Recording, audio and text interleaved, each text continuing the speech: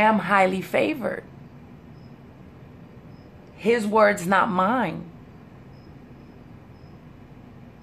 His sentiment, not mine. And I'm tired of hearing people say that they don't love their wives and they don't love that. No, they don't love the two turds. And neither do we. Neither do the women that are really trying to listen and learn. It really offends me that these women are saying these defaming things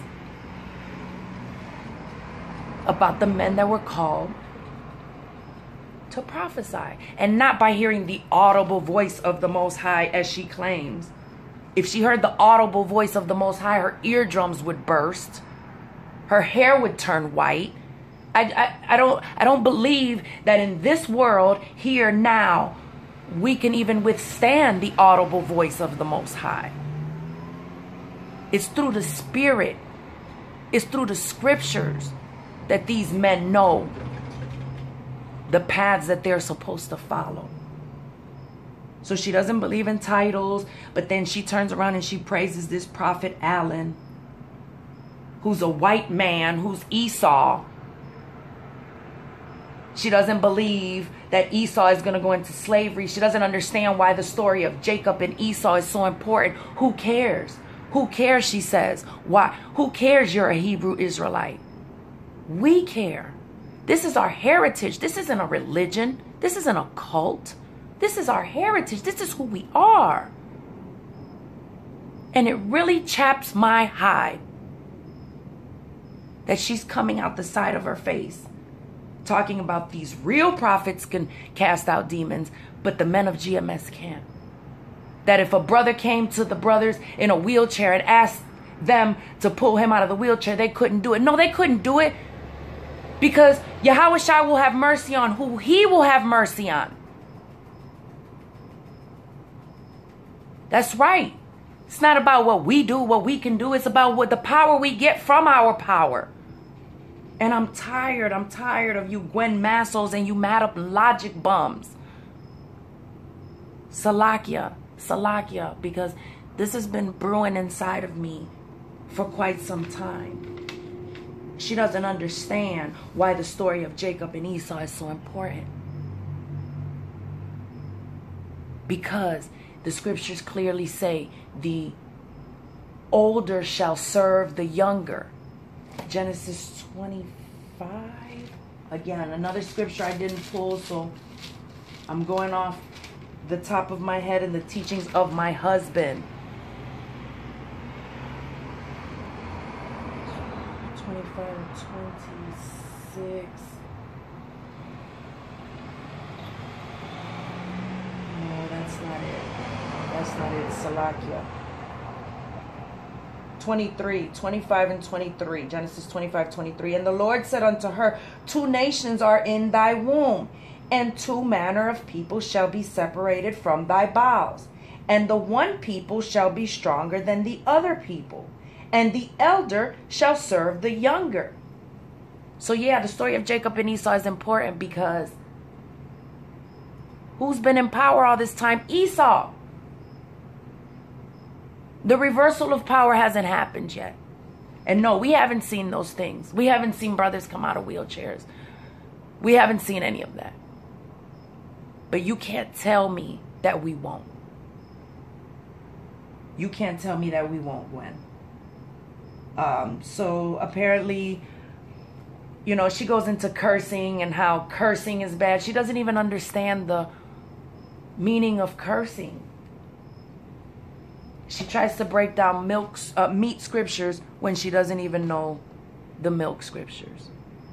It's time for you to sit down, Gwen, and learn in silence. It's time for you to sit down, Madam Logic Bum. Because then you turned around and praised her for her courageousness. What courageousness? What audacity? That's what I say. What audacity? Don't overstep your bounds, ladies. Again, this is a great example of what we don't want to be. We're in this defiled flesh. We need to work harder because we are the weaker vessels. Stay in your scriptures. And if you can tolerate it and stomach it, listen to this crap so that you know what we're out here combating. Are we on the front lines? No. That's up to our husbands. That's for our men. That's for our Hebrew Israelite men. But we are part of that body. We are part of the one body. Be on one accord with your husbands. If you don't have a husband, learn in silence, study, learn to discern this from that. Let these evildoers not be a stumbling block for you. The brothers in the camp will listen, will talk to you. If you don't have a husband and you come humbly, make sure you cover your head when you're out there. If you're asking questions, cover your heads. Talk to the brothers. But come humbly. Because that is the way we get into the kingdom. By being as little children, being humble as little children. And being aware not to offend. Not to offend one of the Most High's little children. One of the little ones. Because it'd be better for you, seriously. You've been cut. You've been told. Maybe from the standpoint of a woman. You'll take heed. But it's time for you all to sit down, Gwen Masso. Sit down, Madam Logic Bum. I hope that this video was edifying for whom it was meant to be edifying. Again, call Halal Yamla, Yahweh Bahashim, Yahweh Shai. Double honors to the apostles and elders who rule well and teach well.